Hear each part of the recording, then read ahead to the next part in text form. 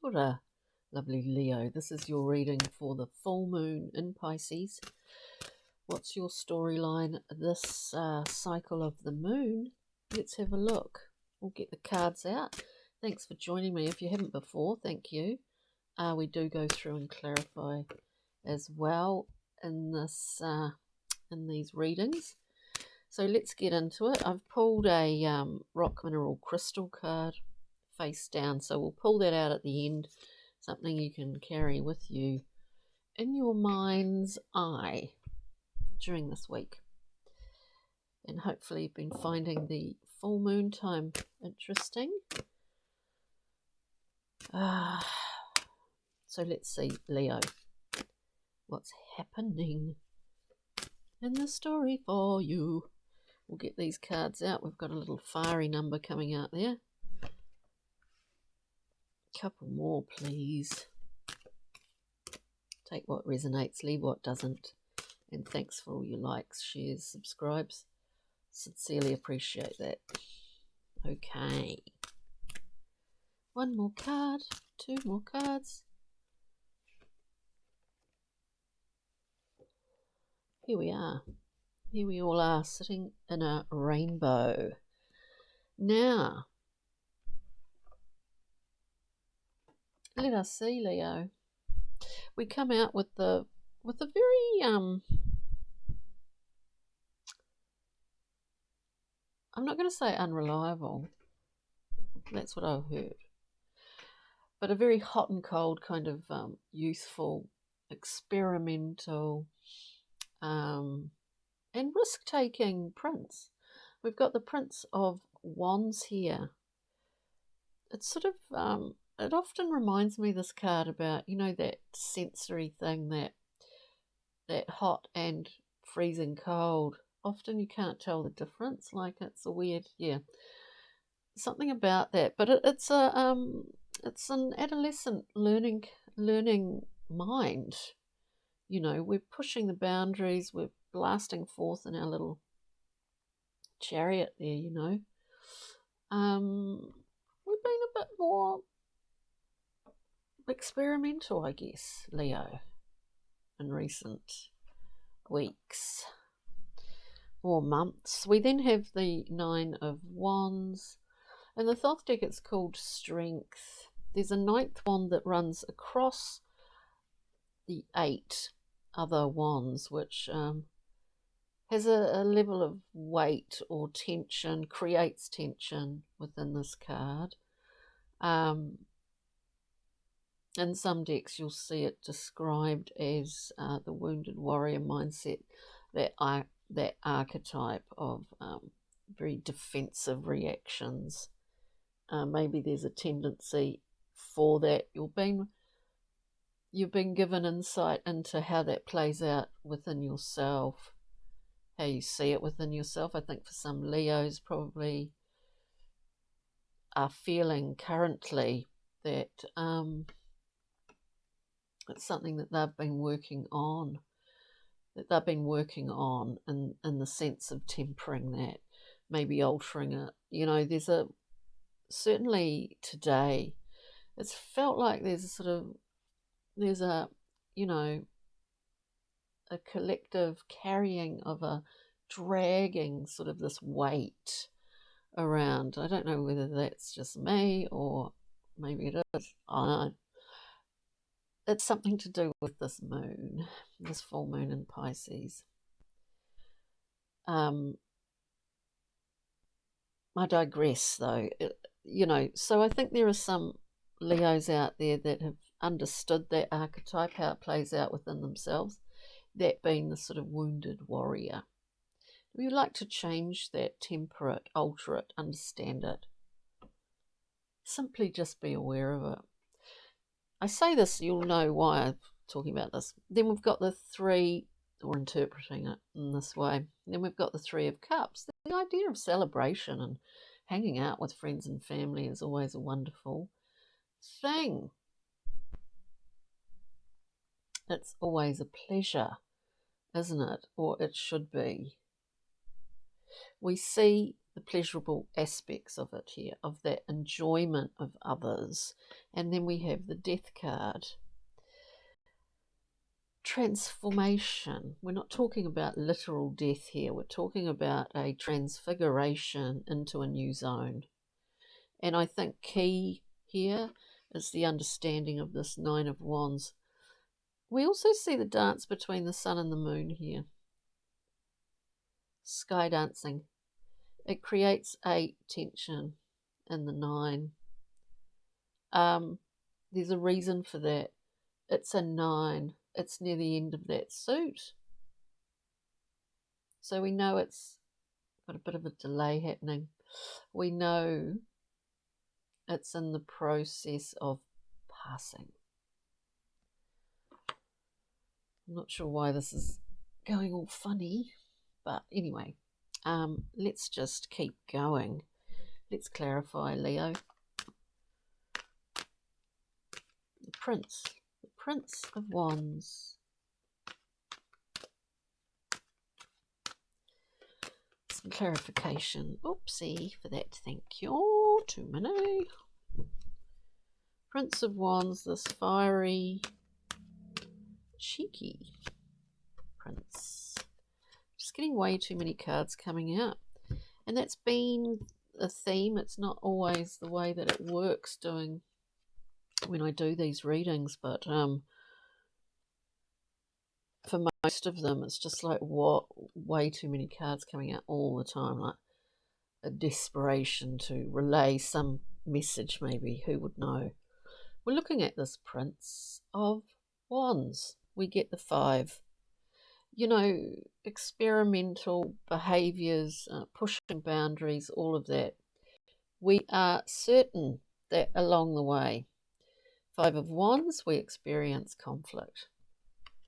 And we may well have been experiencing a lot of internal conflict of late, Leo.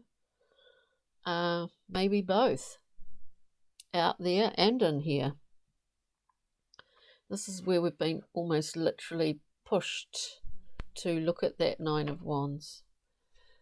Defensive behaviours from the past that have become habit and that do not necessarily belong in the situation that you're reacting to in a defensive manner. You know what I mean? These are anchors from the past that really slow us down in terms of being able to release things and get on with what is now, you know? So, 9 of Wands. There's a lot of wands in here. 9 of Wands, please. What was that? Too many. 9 of Wands. To clarify for Leo, please. Lovely Leos. Interesting. 7 of Discs. It requires a review, obviously, because we're looking back in time. We're trying to ascertain how this archetypal energy here plays out. And it plays out and has played out. We look back. Energetics. We're looking at energetics coming in, incoming, outgoing. We look at what we put our energy into that hasn't come to fruition. So what do? We make different choices in the future, in the now. And yet, as you know, we're not necessarily in a linear time zone, are we? What does our future self think of that? What does our past self think of that? Are we sort of assessing that wild idea? It's not so wild, really, if you think about it. But anyway, it's a bit much at this time of the evening for me.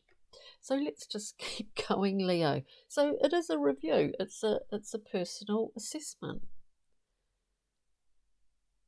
Because we're dealing with these discs and the 7 of Discs. We've got things around us. We can see it. We can see certain things played out.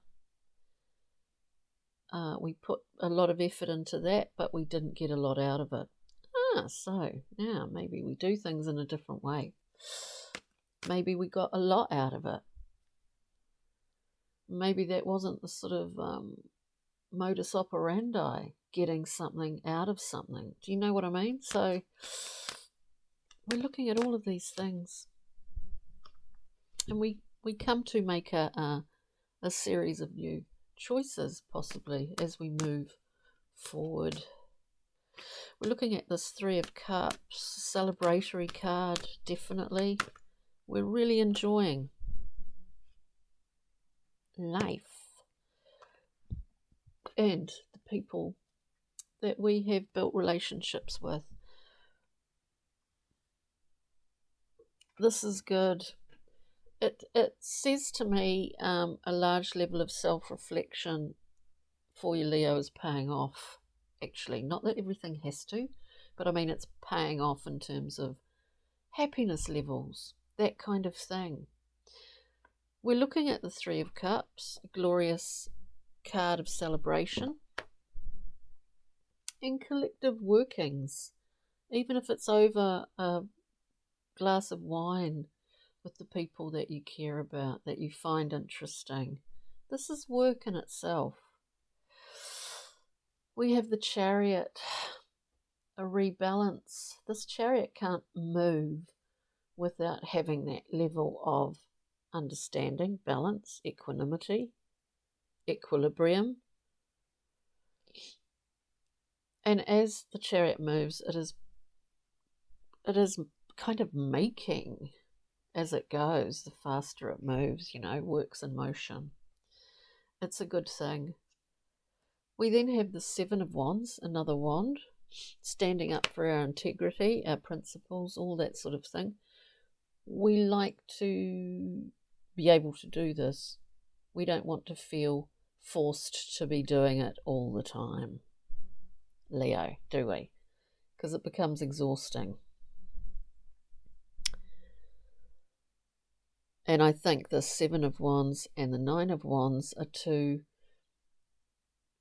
sort of archetypal symbols that you've been dealing with through this story. But the thing is that actually what makes you happy.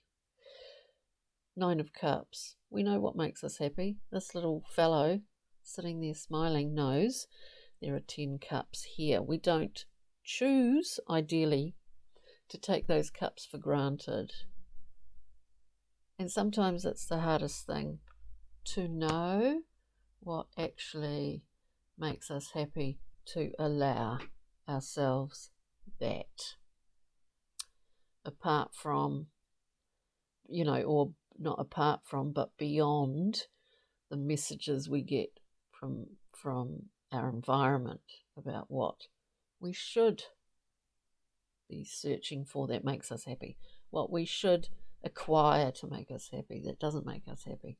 Do you know what I mean? Like there is a value in this standing up for your principles in this arrangement of cards, I do feel. And then, Leo, we move to the beautiful Death card here. Here we are. Death. Yeah, we're on a good path.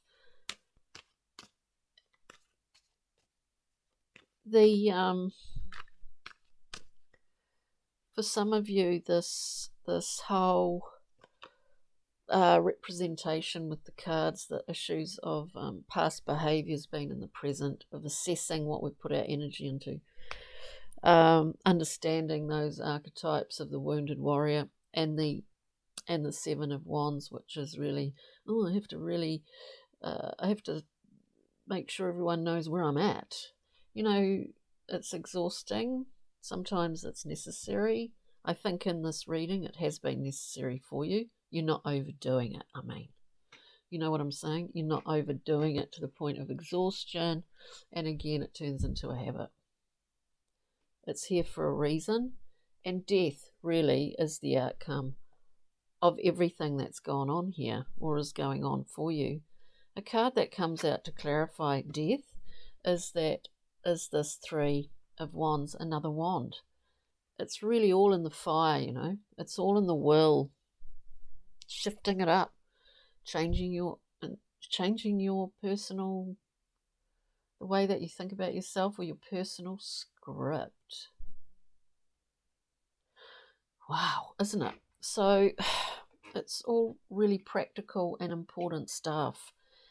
So we get this Three of Wands. You know, I look at this particular Three of Wands as having been on a journey, just taking a little rest stop and thinking, wow, I've got this far, I can keep going, and I know the direction I'm going in, and I know that's the right direction, Leo. So that, to me, is a nice little overview at the moment. Let's get a Brian Farrard Pixie and Fairy card just as an overview, and then we'll pull up your rock mineral crystal and see what that is. Here we go. Pixie and Fairies here. And this is a new beginning of a new journey for you.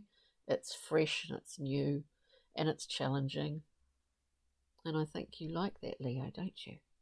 We've got this beautiful maiden, fresh burst of sunlight. New, shiny and fresh, freshly glimmering, freshly sort of cleaned. But it's new. It's your beautiful light in a refreshing and new way is being presented to the world by you, Leo. So that's really lovely. And then we have blue lace agate.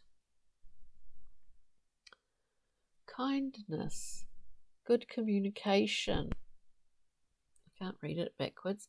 Peaceful outcomes, love and marriage. Blue lace agate. It's a beautiful, beautiful stone.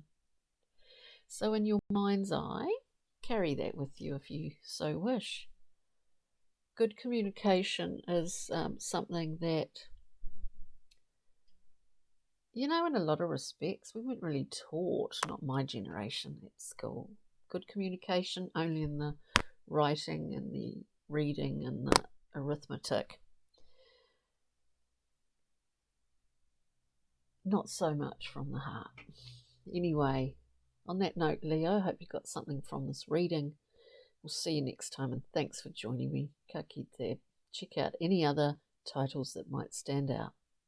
Cheery for now, and enjoy this beautiful big moon.